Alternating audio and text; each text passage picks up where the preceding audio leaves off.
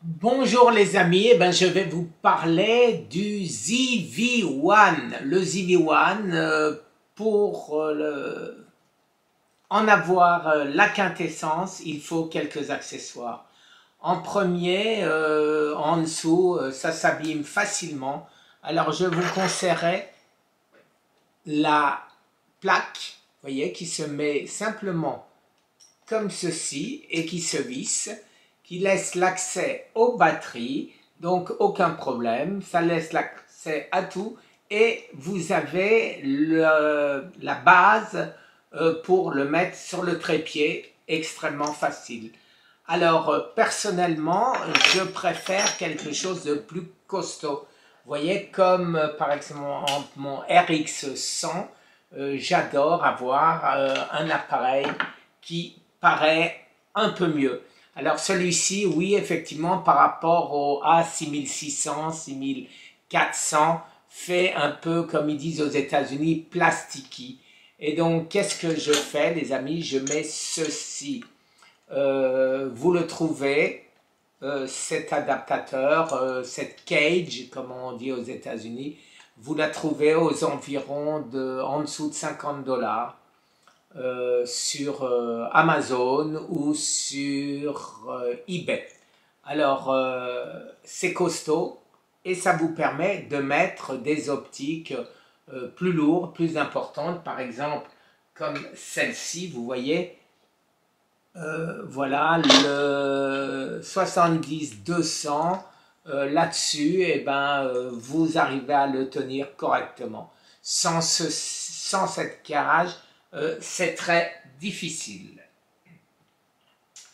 Alors maintenant, je vais vous montrer, à mon avis, les meilleures optiques. Alors pourquoi certaines optiques et pas d'autres?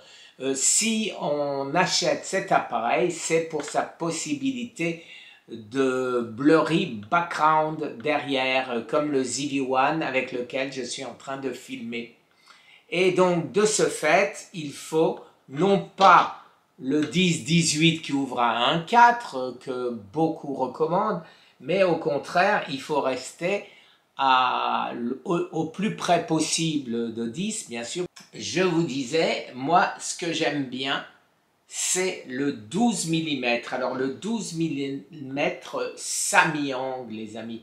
Le 12 mm Samyang ou Rokinon, qui ouvre à f2, et cet objectif, donc vous aurez le blurry background, vous avez un angle de 12 mm plus 6, ça fait 18 mm, pour moi, focal idéal pour faire ce qu'on appelle donc du vlogging. Pour moi, ceci, c'est très bien.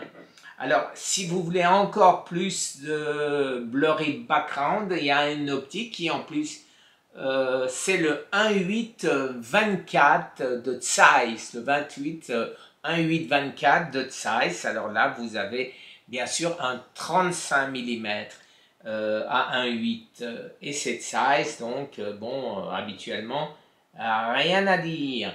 Et si vous voulez au-dessus, vous avez le 1.8-35, les amis. Le 1.8-35 de Sony, qui est tout petit, et un 1.8, et qui a l'avantage, celui-ci, d'être stabilisé.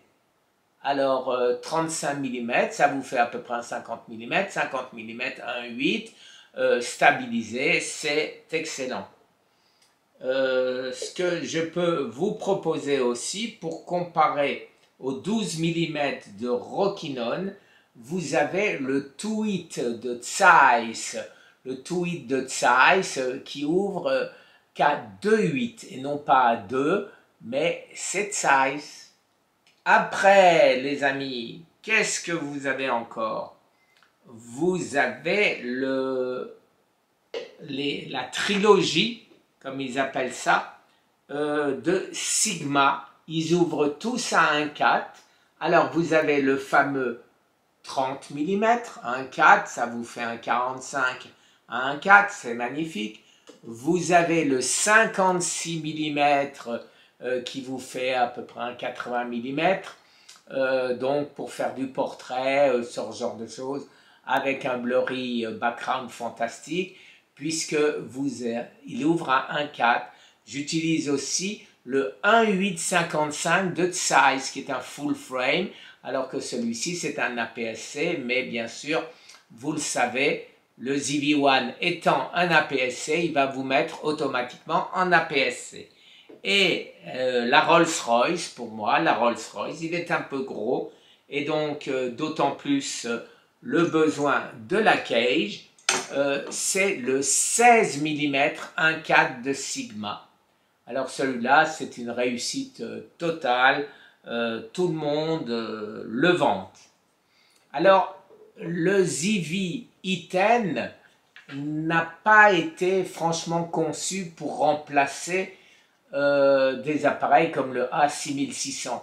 Mais personnellement, le rendu de couleur, le fait qu'il met en valeur toujours l'exposition du visage par rapport à l'exposition du fond. Alors des fois avec cet appareil vous avez le fond un peu trop clair mais votre visage est parfaitement exposé, ce qui n'est pas le cas avec les A6600 ou 6400. Alors sur cet appareil, j'adore utiliser l'optique qui est le 18-200. 18-200 qui lui aussi est stabilisé. C'est pas monstrueux, vous voyez, mais quand même, malgré tout, un peu difficile à porter sans la poignée. Donc, la poignée. Et alors, mon optique préférée, c'est un peu, j'irais dire, la cerise sur le gâteau. C'est le même 18-200, les amis, mais de Hasselblad. Alors, la différence essentielle avec le 18-200 de Sony, c'est que celui-ci est stabilisé aussi en vidéo, alors que ce n'est pas le cas du 18-200, il n'a pas la stabilisation vidéo. Et donc, celui-là, je l'adore, il est un peu plus gros. La qualité, alors beaucoup disent que c'est la même chose. Personnellement, quand je filme avec les deux, quand je photographie d'autant plus avec les deux, je le reconnais. Il a plus l'aspect Hasselblad, l'aspect Leica, vous savez, les Zeiss, les couleurs un peu plus vraies, les couleurs un peu plus franches, en noir et blanc, c'est exceptionnel. Voilà les amis, alors cet objectif ne se fait plus, mais on le trouve personnellement, le mien, je l'ai trouvé sur eBay et je l'ai payé 450 $. Voilà, il est impeccable.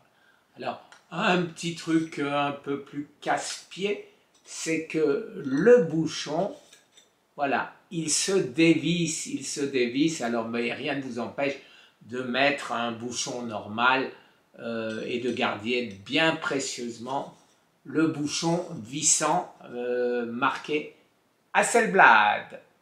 Merci les amis, alors bien évidemment, je ne vous ai pas montré toutes ces vidéos, tous ces objectifs pour vous faire envie. Je vous les ai montrés parce que je vais faire les tests l'un après l'autre. Alors je commencerai par quoi les amis?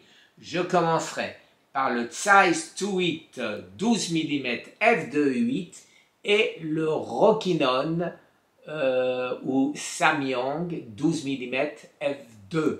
Voilà, ce sera mon premier test comparatif et ça continuera avec les autres. L'optique, je terminerai simplement pour vous parler du 5.6, du 3.5.5.6 16.50, l'optique kit. Personnellement, beaucoup de gens disent il n'est pas bon, il est ci, il est ça. Moi, je trouve qu'il est parfait. Quand vous allez en vacances, vous voulez une seule optique, une focale normale.